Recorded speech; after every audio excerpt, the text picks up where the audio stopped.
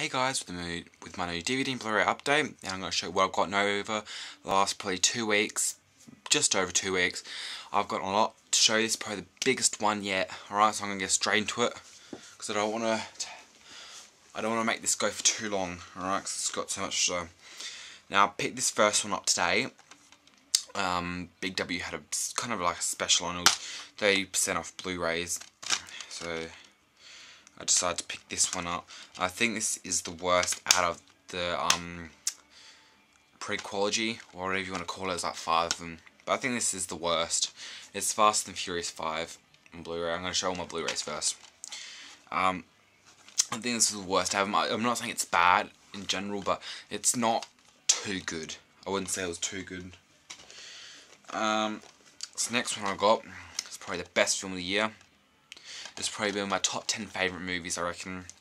The side of the cover could have been a bit better, but you know, it's Dog Pound, and that's the side of the cover there. I think it could be a bit better, but pretty much it's based in a juvenile, and it's focuses on 3 kids, and they try and stick together to try and get out of juvenile together, and it has a very sad ending, I'm afraid. If you haven't seen that, I suggest you check that one out, just to be able to show you that it is a great film. This next one, this one is the alternate cut, which has got the director's cut and the alternate cut from the cinema, theatrical version, or whatever you want to call it.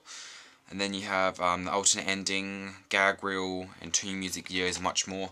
It's Red Riding Hood. I was going to get the big pack of it, like the combo pack, but it was like $10 more, and I don't really care about the extras anyway, you know. This next one I got. That Red Riding Hood is based off the book, obviously, but they had to change a few things just to get it to go a bit longer. Visual effects weren't the best in it, but it was still good. I must say it was still good, and they picked the right person to play it, as Amanda Seyfried does look like Red Riding Hood. This next one I got. The effects in this movie that I'm about to show you were really good, but I don't like Aaron Eckhart. It's Battle LA, or Battle Los Angeles, whatever you want to call it. I think there was like 4 titles for this movie, and then they had to choose from them. I think they chose well. It was like Battle LA, Battle LA Extinction or something, and it was like 4 of them. But I had the worst storyline. It was pretty much that aliens attacked through meteors, and then that SWAT team had to go in and then rescue some civilians before the bombs went off. But the bombs never went off. It's not that good. Next one I got, I was going to get the big box set of this, but I couldn't afford it, but I just got the first 2 of them. First 2 Back to the Futures. I love these films. I eventually will get the big box set and then trade them in, but I haven't got the money for it just yet. Next one I got is the triple pack of it. It's got the Blu-ray, DVD and combo pack, and I don't know why they put the DVD in there if they got the digital copy, because it says the digital copy plays anywhere, so I do not understand who does the triple packs. But it's Transformers 3, Dark of the Moon. I think this was the worst out of the 3. I've heard people say that this is the best one, but I literally do not think that. I think this is the worst one out of all of them. Yeah, it did have some pretty sweet action scenes in there, but that was the only good thing about this, was the action. But other than that, it was pretty crappy. This next one I got. It starts off with Daniel Craig in the desert with his wristband. He doesn't know what's happened to him. He's just woken up there, and the movie's about him remembering what happened. It's got aliens and Indians. It's Cowboys and Aliens Blu-ray triple pack. I must say this is probably one of my favourites now. Favourite movies in my top 10 probably.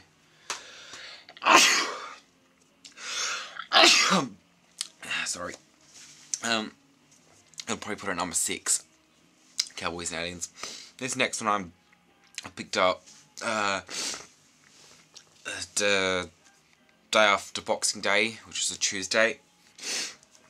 It's the Jurassic Park Ultimate Trilogy on Blu-ray, and it's all the digital copies. It's 6 discs, pretty sweet. I haven't seen it since I got it on Blu-ray, but still pretty good. This next one I got, I'm so surprised I got this for so cheap. I think they scanned it wrong, to what I think. It's a big Close Encounters of the Third Kind Blu-ray. It's a big box.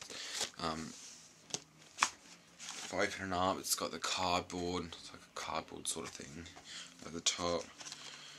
You get a Blu-ray. It's got 2 discs, and the second disc has got special features. But on the first one, it's a Blu-ray copy of the 1977 original theatrical version. It's also got the 1980 special edition version, the 1998 director's cut edition.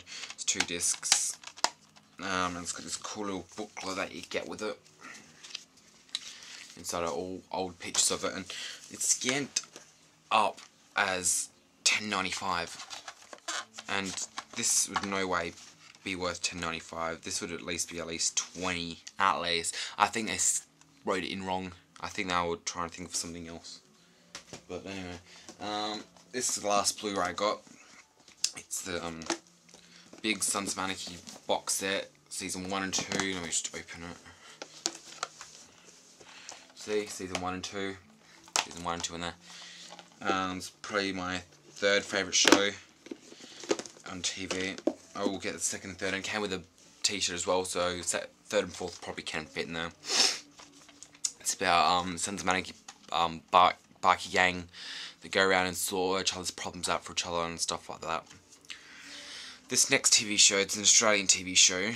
I live in Australia, you probably won't be able to get this anywhere else, but it's Swift and Shift Couriers season 2. It's a courier company that travels around and they deliver things, and everyone in there are complete dickheads, literally. This next one I haven't watched it yet. It's Gestation. It's coming to America. It does look pretty funny, but it's about an African prince coming to America to try and find a wife. Sounds right, but this next one I got is probably one of the funniest movies you'll probably find. It's not the funniest, but it's one of the funniest. It's Pineapple Express, 2-disc edition. That's the back of it. And it's pretty much about a guy who witnesses a murder, and a cop's involved in it. And the 2 people who did the murder, they sort of tracked down the people who saw it, because Pineapple Express is a drug, and guy who witnesses was smoking it one night at the front of the house that he witnessed it at, and he throws it out the window, and only one guy in town sells it, so the guy who sells it and the guy who witnessed the murder try and get out of town, and it's a big car chase and shit like that. This next one, this was alright, I didn't mind this. It's Pulp Fiction, 2nd edition, I didn't mind it. I must say, it wasn't too well done. It could have been better done. But anyway, I did have this next one in my collection somewhere, but I don't know where I went out to rebuy it. It's Drop Dead Fred. Pretty much, this little girl, she has an imaginary friend called Drop Dead Fred, and he's scared of the little girl's mum. And one day he jumps into his home, the Jack in the Box, which he can shrink into. One day he jumps in there and the mum locks him away and she ties him up, and she puts him in the wardrobe so the little girl can't get her. But 20 years later, the girl's grown up, she's moved out, she's got a car, job, husband, and one day she loses her car, her job, her husband, all her money and everything, so she's forced to move back in with her mum.